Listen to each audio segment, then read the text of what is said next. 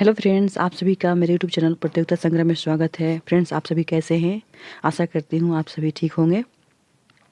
Friends, आज का हमारा टॉपिक है जैन धर्म। इससे पहले हमने बौद्ध धर्म कंप्लीट कर लिया है। ये सारे रीट सिलेबस के अकॉर्डिंग है। रीट ये प्रथम यूनिट का है, एसएसटी प्रथम यूनिट। और इस प्रथम यूनिट में 5 टॉपिक हैं, जिसमें सिंधु घाटी सभ्यता, वैदिक संस्कृति, जैन धर्म, बौद्ध धर्म और महाजनपद काल है। हमने बौद्ध धर्म बहुत अच्छे से कंप्लीट कर लिया है। उसके 3 भाग बने हैं। ये हमारा जैन धर्म है। चलिए फ्रेंड्स, अब शुरुआत करते हैं।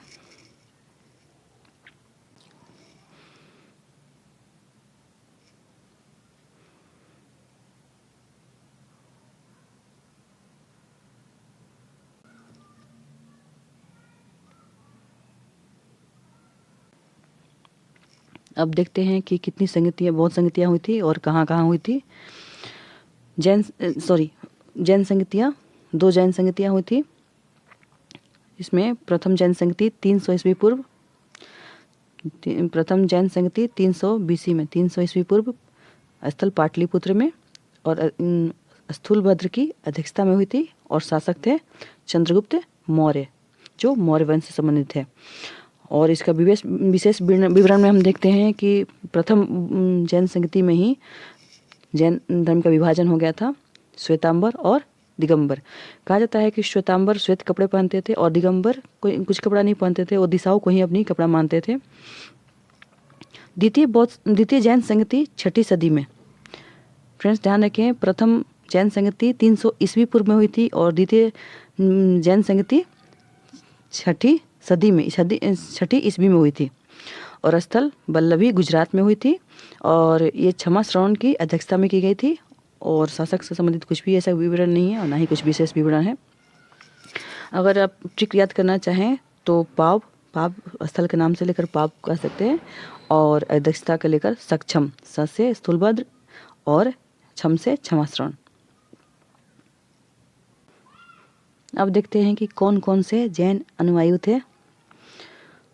जैन अनुयायी में उदायन, जो हरेक वंश से संबंधित है, बंद राजा चंद्रगुप्त मौर्य, खारवेल कलिंग राजा खारवेल, अमोघ वस्त्र जो राष्ट्रकूट वंश से संबंधित है, और चंदेल शासक। अब इसकी ट्रिक है काकू। कल्पसूत्र है जो जैन तीर्थंकरों की जीवनी से संबंधित है। और ये भद्रबाहु द्वारा रचित थी कल्पसूत्र। इसमें जैन तीर्थंकरों की जीवनी से संबंधित है। ये आगम है जैन धर्म का महत्वपूर्ण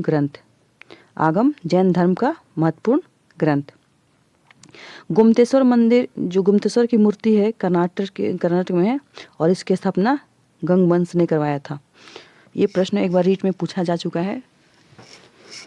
गुम्तेश्वर की मंदिर कर्नाटक में है और ये गंग वंश द्वारा ने करवाया था इसकी स्थापना। खजुराहो का जैन मंदिर है, वो चंदेल शासकों द्वारा करवाया गया था। मथुरा जो था वो मौर्योत्तर युग में जैन धर्म का प्रसिद्ध केंद्र था। मथुरा मौर्योत्तर युग में जैन धर्म का प्रसिद्ध केंद्र था।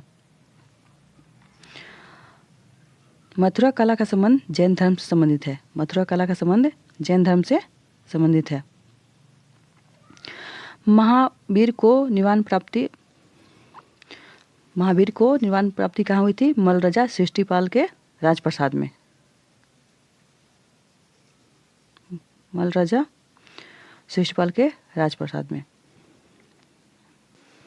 जैन धर्म ने आध्यात्मिक विचारों को सांख्य दर्शन से ग्रहण किया था। महावीर स्वामी ने 30 वर्ष की आयु में अपने बड़े भाई नंदीवर्धन से अनुमति लेकर गृह को त्याग किया था। महावीर स्वामी ने 30 वर्ष की आयु में अपनी गृह त्याग किया था। और 12 वर्ष की कठिन तपस्या के बाद जुम्बी ग्राम की ऋजुपालिका नदी के किनारे महावीर स्वामी को ज्ञान की प्राप्ति हुई थी। साल वृक्ष, जिसे हम बनियान या बरगद ट्री भी कहते हैं, बनियान ट्री, तो साल वृक्ष के नीचे उन्हें ज्ञान की प्राप्ति हुई थी महावीर स्वामी को। और महावीर स्वामी के बाद वो जीन, अहर्त और निग्रंथ कहलाए। जीन यानी विजेता, जो जिसने अपने इंद्र पर विजय प्राप्त कर ली हो। अहर्त का मतलब पूज्यनीय। और निग्रंथ जो बंधन रहित हो, जिनके कोई बंधन ना हो, किसी भी बंधन में ना बंधे हो। तो जीन, अर्थ और निग्रंथ कहलाए महावीर स्वामी ज्ञान प्राप्ति के बाद। उन्होंने पाली भाषा प्राकृत भाषा में उपदेश दिए।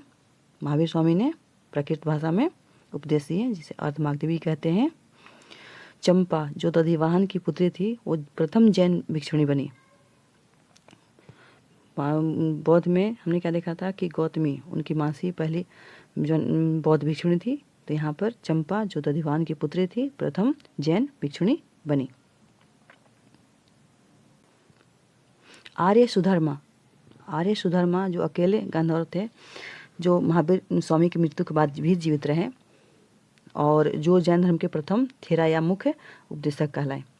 कौन? आर्य सुधर्मा। जैन धर्म का त्रिरत्न कौन कौन है? देखते हैं कि जैन धर्म के त्रिरत्न कौन कौन है। सम्यक दर्शन, सम्यक ज्ञान और सम्यक चरित्र। त्रिरत्न के अनुशीलन में 5 महाव्रतों का पालन का अनिवार्य है। त्रिरत्न के अनुशीलन में जो नियम है, उनके 5 महाव्रतों के पालन अनिवार्य है। कौन कौन से देख लेते हैं। 5 महाव्रत कौन कौन से हैं? अहिंसा, सत्य, अस्तेय, अपरिग्रह और ब्रह्मचर्य।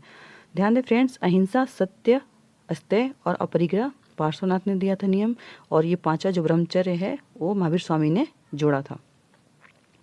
महावीर स्वामी अनिश्वरवादी, ईश्वर को नहीं मानते थे। महावीर स्वामी अनिश्वरवादी थे, लेकिन आत्मा, पुनर्जन्म और कर्मवाद में विश्वास करते थे। कौन? महावीर स्वामी अनिश्वरवादी, ईश्वर को नहीं मानते थे, लेकिन आत्मा, पुनर्जन्म और कर्मवाद में विश्वास करते थे।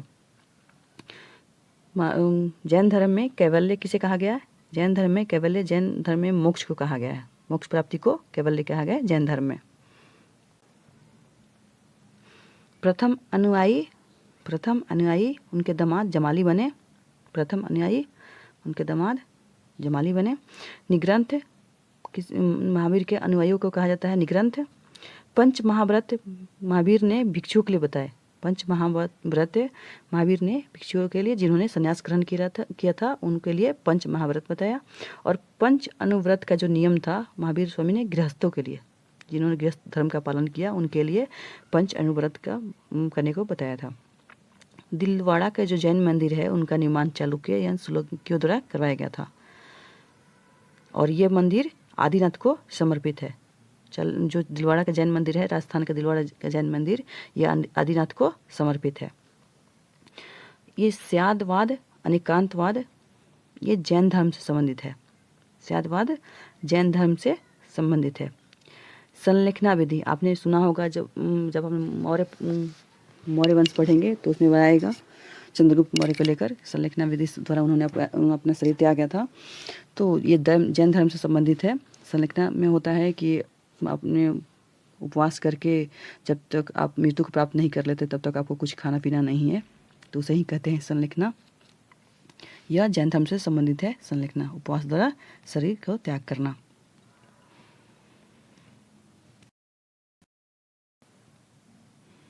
हमने जैन धर्म से संबंधित सामान्य जानकारी प्राप्त कर ली है। अब हम देखेंगे कि जैन साहित्य कौन कौन से हैं। प्रथम है आगम। जैन धर्म का सबसे प्रमुख ग्रंथ है कौन? आगम। और इसके अंतर्गत क्या क्या है? 12 अंग, 12 उपांग, 10 प्रकीर्ण, 6 छेद सूत्र, 1 नंदी सूत्र, 1 अनुयोग द्वार और 4 मूल सूत्र। और इसकी रचना कब की गई थी? आगम की रचना कब की गई थी? 4वीं शताब्दी ईस्वी पूर्व में। इसकी रचना 4वीं शताब्दी ईस्वी पूर्व में से 6वीं शताब्दी ईस्वी पूर्व में की गई थी। किसकी? आगम की। और ये जैन धर्म से संबंधित महत्वपूर्ण ग्रंथ है, सबसे महत्वपूर्ण ग्रंथ है। जैन साहित्य को प्राकृत भाषा में, जैसे बौद्ध धर्म को में पाली भाषा में लिखा गया था, उसी तरह से जैन साहित्य को प्राकृत भाषा में लिखा गया था। आगम हमने देख लिया। अब अन्य कौन कौन से जैन ग्रंथ हैं?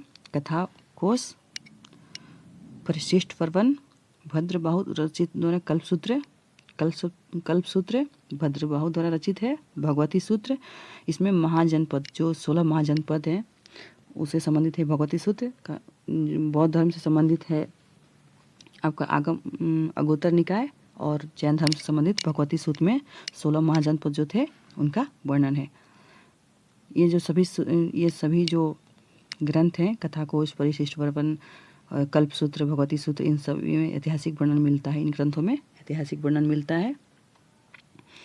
अचरांग सूत्र, अचरांग सूत्र इसमें जैन साधुओं के आचार यानी कि व्यवहार वगैरह से संबंधित नियमों का संकलन है। अचरांग सूत्र में क्या है, जैन साधु से संबंधित जो आचार व्यवहार थे उनके नियमों का संकलन है। परिशिष्ट पर्वन, परिशिष्ट पर्वन में क्या का वर्णन है, इसमें तत्कालीन राजाओं और जैन मुनियों के संबंध में जानकारी मिलती है। इसमें तत्कालीन राजा जो उसमें समय जो राजा बने उन राजाओं के बारे में और जैन मुनियों से संबंधित जानकारी मिलती है।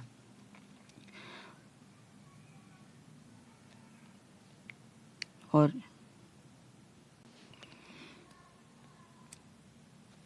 अन्य ग्रंथ कौन कौन से हैं, और तत्वार्धी गम सूत्र, तत्वार्धी गम सूत्र और इसके रचनाकार हैं उपस्वामी। न्याय अवतार, ये बहुत इंपॉर्टेंट है न्याय अवतार, और इसके रचनाकार हैं सिद्धसेन। द्रव्य संग्रह, द्रव्य संग्रह इसके रचनाकार हैं नेमिचंद्र। स्यादवाद मंजरी, स्यादवाद मंजरी इसके रचनाकार हैं मल्लीसेन। प्रबंध कोश, प्रबंध कोश इसके रचनाकार हैं राजशेखर। कुवैलनामा, ये भी बहुत इंपॉर्टेंट है फ्रेंड्स, इसके रचनाकार हैं उद्योतन सूरी। समयरादित्य कथा, समयरादित्य कथा इसके रचनाकार हैं हरिभद्र सूरी। और त्रिशिष्ट सलाका पुरुष इसके रचनाकार हैं हेमचंद्र। ओके फ्रेंड्स, हमारा जैन धर्म संबंधित सारे इम्पोर्टेंट फैक्ट्स हमने कवर कर लिया है। इसका एक सेकेंड पार्ट आएगा जो जैन धर्म से संबंधित जितने इम्पोर्टेंट क्वेश्चन बन सकते हैं वो मैं लेकर आऊँगी, उसे ज़रूर आप देखें, इससे अपना आकलन करें कि आपने जो पढ़ा है वो कितना याद हुआ। और एक बार ना हो तो आप वीडियो को बार बार देखें, उससे भी ना हो तो आप कहीं लिख लें। और ये फैक्ट ही है जो एग्ज़ाम में इनकी गलती नहीं होनी चाहिए। अगर ज़्यादा पेपर अंदर से आता है वो तो चलो फिर भी ठीक है, बट इसकी गलती जो फैक्ट है उनकी गलती नहीं होनी चाहिए, वरना बाकी स्टूडेंट्स हम पिछड़ जाते हैं। और ये रीड के लिए बहुत इंपॉर्टेंट है। ओके फ्रेंड्स, चैनल को सब्सक्राइब करें और बेल आइकन प्रेस करें ताकि आगे आने वाली वीडियो की नोटिफिकेशन मिलती रहे। Okay, thank you friends.